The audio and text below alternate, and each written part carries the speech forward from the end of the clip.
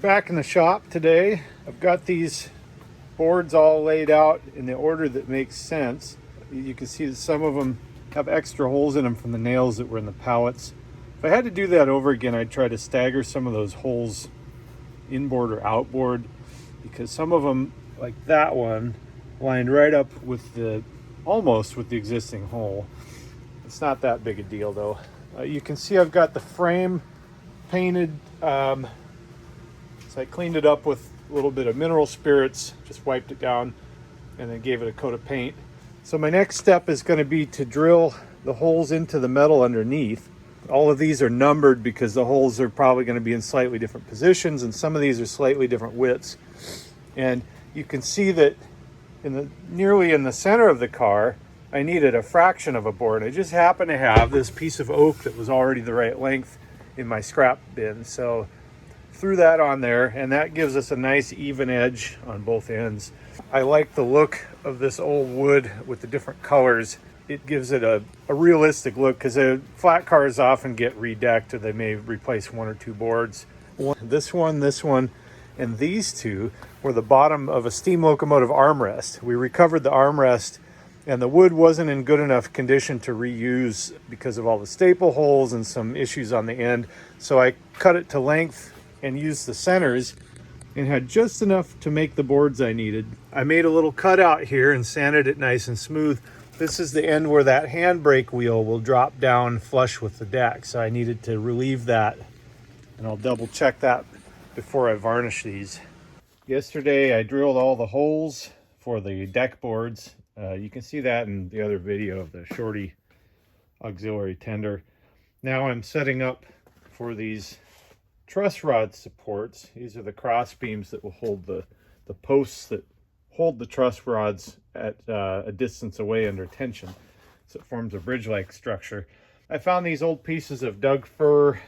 They happen to have dimensions close to what I wanted, so I've cut them so there's about a 1/4 inch overlap here. And you can see that because the sides of the car are not the same level as the center spine, I'll have to relieve these, and I did that on the other one too. So I've measured down in the center there, and then scribed out the area that needs to be removed from each end. And because of the curvature of these, there's a little bit of twist and curve. They're not identical, so I'm just custom fitting each one. So then they'll come to rest against the center. I'll just have a piece of angle bracket here, welded here with one bolt that goes through on this side and secures that. And then the tension of the truss rods on these ends will sort of squeeze everything together. So let's go over to the bandsaw. My woodworking bandsaw is not done yet. I'm still waiting for the glue to dry on the tires. Otherwise, I would use this for all of that woodworking stuff. I'm just gonna leave it alone. I don't wanna mess with it because I don't wanna do it over again. In the meantime, we're gonna fake it with the metal bandsaw. It's not ideal, but it'll be slow going because they're fine teeth.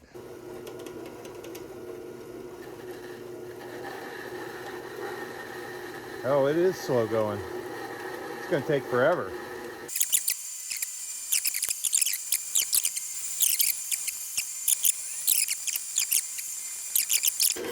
I could have done this on my router table too. There's like 100 ways you can do this, but these are the tools that are at hand right now.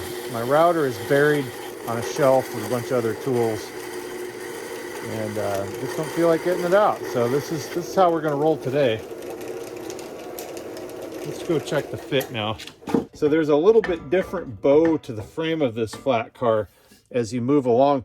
When I welded these pockets, it shrunk and it cooled the metal, and it acted on this flange, and it was kind of a neat effect, though unintended. It gave this frame a rainbow, which is kind of fun because it helps take the weight.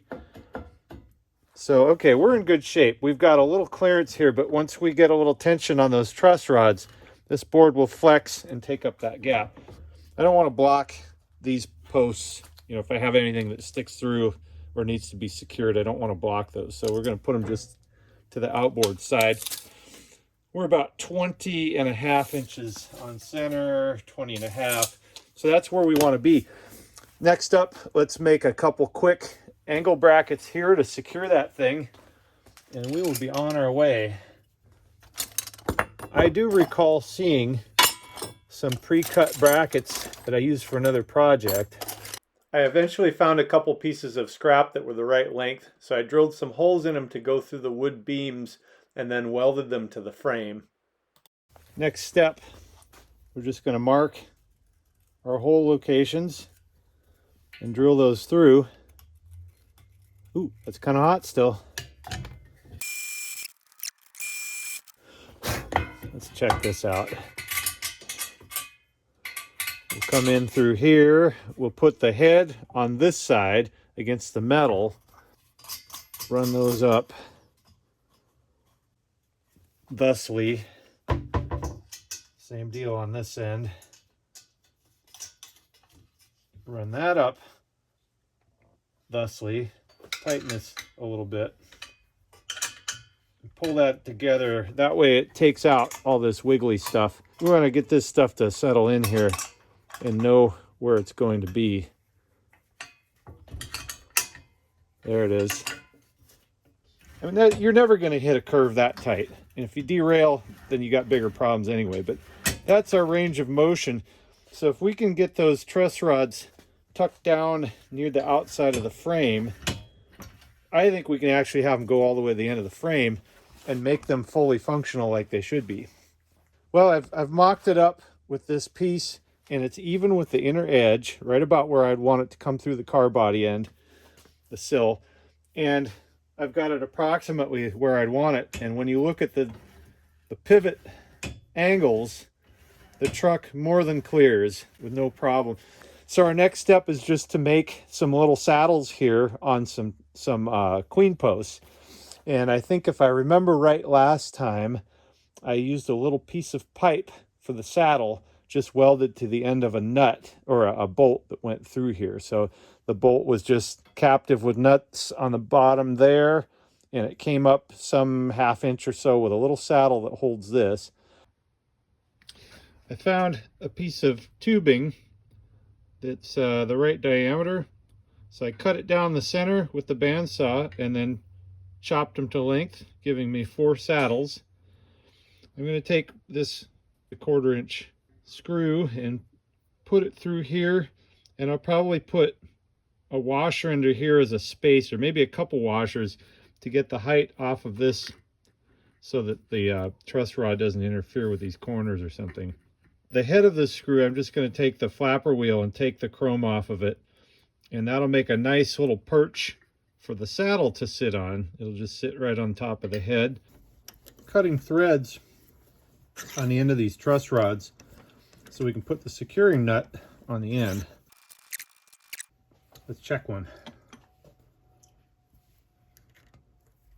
Oh, nice. Very nice. Nice. The tool I'm using here is called the tailstock die holder. This holds a die in the center with a set screw, and it's guided by a rod that's held in the tailstock, so when you thread, it goes on nice and straight. If you want to make one of these, go to Blondie Hack's website. She provides excellent instruction on machining projects. I'll include a link to her site below so you can make one of these if you want. Use a dial indicator. This is not the most precise method, but it'll get us a reasonable number. So we're at about 0.50, just shy of 0.50. If I go another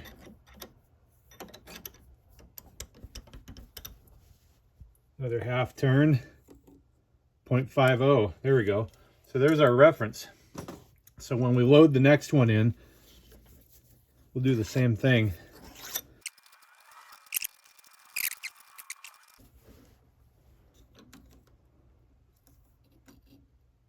Okay, there's 0.5.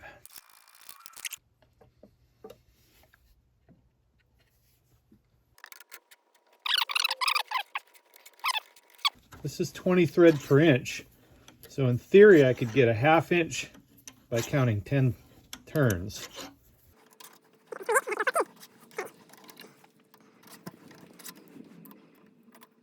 We need to adapt this turnbuckle to play well with these truss rods. I can see that this is galvanized, so I need to remove all the galvanized coating on these ends.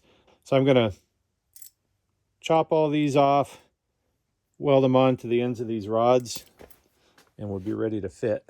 The cleanest way to do this would have been to thread the ends of the rods to go into the turnbuckle. However, I don't have a left-handed die to cut that left-handed side thread, so I opted to just cut the ends off of the existing rods and weld them on. I also have to drill the ends of the cars so that I can pass these rods through the ends. All right, here are the ends.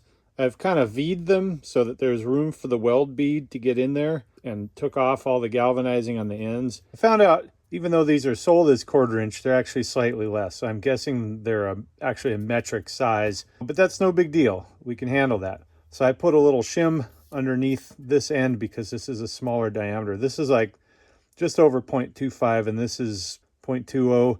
I've got this shim. I'll just buzz in some weld there, turn it over, do another weld on the back side.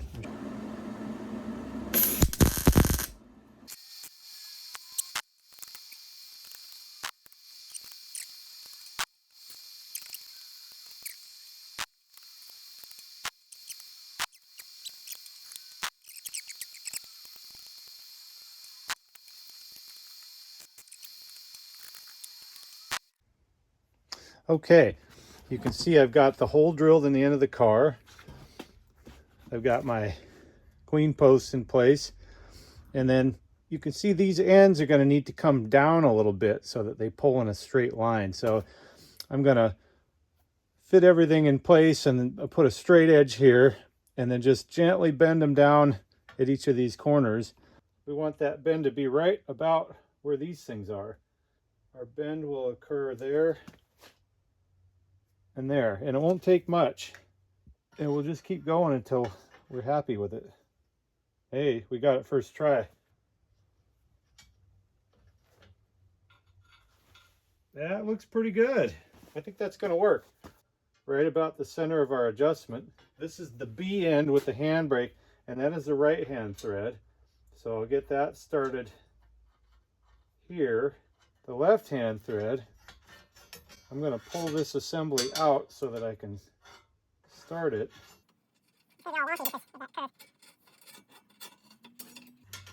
There we are. Now we're started. Now we can set these back in their cradles. Now we should be able to turn this turnbuckle and they will take up tension evenly back to our mark. That is pretty close. There you have it. One turnbuckle assembly. Okay, here's one side. There's the nut on the threaded end with a big flat washer just for decoration. I had a couple of these square nuts and I thought they looked more period correct. Truss rod runs up to the post with a little bend over to the turnbuckle. Next post and back down. So I just need to repeat for the other side. We've got the weights welded on to the flat car now. These are just 1/2 by 2 inch bar stock, and I just welded them up in little stacks. So that'll give the car enough weight to go over spring switches without derailing. You need to have a little bit of weight on these. Okay, now we're ready to fit these deck boards on. We've got things laid out in numerical order.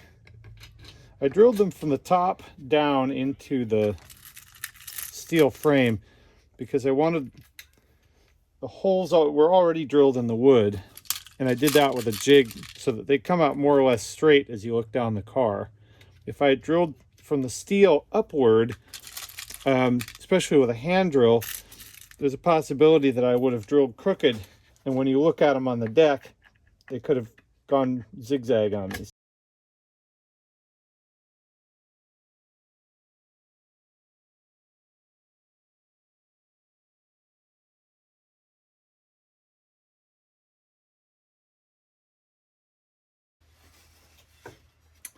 Outside of these is still a little bit rough because the varnish lifted the grain. So when I'm done here, I'm going to take a sander and just lightly go over these, or maybe just a sanding block.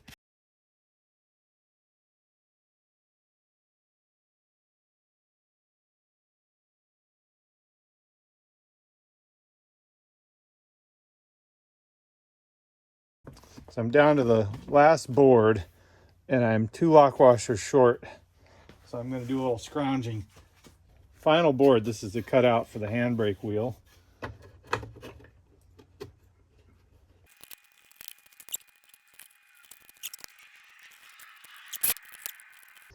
Now, we're ready to tighten these. Put them on a low torque setting. Small socket drive.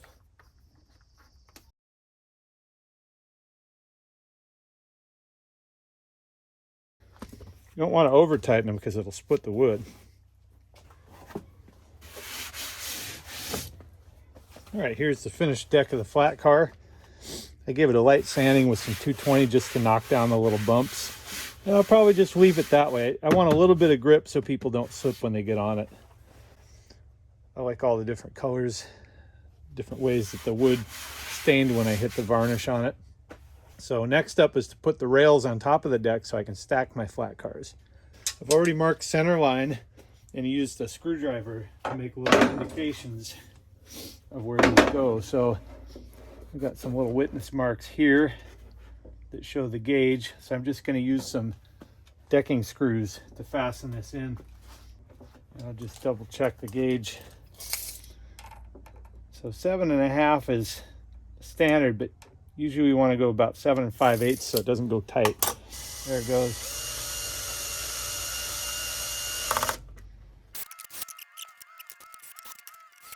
Okay, now let's check it in the middle.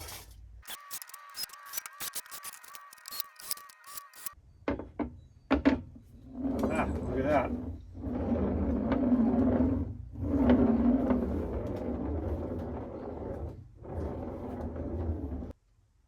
Well, here it is. So I did the final assembly. I tightened down all the deck boards and added this rail on top. Checked it for gauge, tested it with a spare set of trucks. Everything looks good. So I think this flat car is ready for service. The final touch were the stencils. So MOW is maintenance of way. And then this happens to be 159. The stencils I made using those little cardboard stencil kits. So I have a reference line on the bottom here. It's kind of obscured by paint. And then I put each stencil letter on there and then trace it out and then measure a gap between them. I think it was a 1/4 inch or something between the closest point. Then cut that out with an X-Acto knife and then tape that in place, mask it off so you don't get overspray on everything. And then when I shoot the paint for these, I shoot really quick spritzes, let it dry, shoot another spritz because you don't want to have a run. And you can see still there's a little bit of haze there where it got under the stencil, but it's not bad. So that'll work. Right now we have plastic couplers in place. Got the handbrake wheel there. Now that I've done this drop-down design, I'm thankful because if I roll equipment on here, this wheel is going to foul. So all I have to do is move the strap, drop it down flush with the deck, and that clears the flanges and truck sets. So that'll be nice. I can load my other flat car on top of this and then use these stake pockets with large bolts, bolt the two together to squish the suspensions down on the top flat car, and that'll keep them from moving during transport. And then all I have to do is ratchet strap the whole assembly to my truck bed or my trailer. Overall view from worm's eye view, most of the time you're not going to see it from this angle unless you're sort of on the ground looking up or down an embankment. Generally, you know, you'll be up 6 feet in the air, so you just kind of see that view. But I do like these truss rods. They do add strength, and it lets you tune the car a little bit. If you've got heavier load and the car is starting to sag, you can tighten that turnbuckle, give it a little bit more arch. Here's a detail. There was a knot right in the middle of where I needed a hole, and the knot was loose and broken in 3 pieces. So before I assembled this, I wood glued that together, then applied the varnish to the top. So that should be pretty well sealed, shouldn't give us any problem. And there's a nice bit of texture, and there's a little bit of unevenness due to the thickness of the board. So there should be some traction. Even if this gets wet, I don't think it's going to be a safety hazard. People should still be able to sit on it without slipping.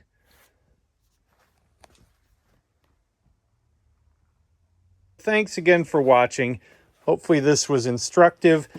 Some of the steps that I did on this project are also covered in my previous episode with the little short auxiliary tender that I made for the steam locomotive. Stay tuned because I have more in mind for this flat car. Next up, I'll make a tank car using an air compressor tank and a framework that locates in the stake pockets on the side of this flat car. Also, I'll make a seat, which will be interchangeable with that tank car so I can haul passengers instead of freight. Hit the subscribe button and you'll receive the updates as I release more videos.